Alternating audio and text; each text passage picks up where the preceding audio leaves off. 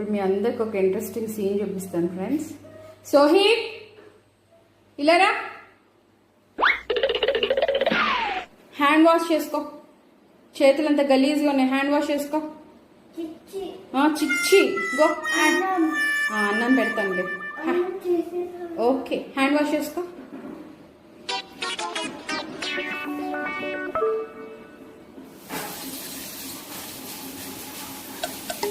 ఏం చేస్తున్నా? వాష్ చేస్తున్నావు. ఎవరైనా అలా వాష్ చేస్తారా? ఏ ఊర్లో అయినా అలా వాష్ చేస్తారా చెప్పు. మీ నాన్న కిచెన్లో లైట్ వేస్తానని చెప్పి తెచ్చిపెట్టాడు ఆ గుర్రం. అది నీకు అలా ఉపయోగపడుతుంది. Crazy boy. ఓకే, ఫోటో తీస్తాను. దిగు.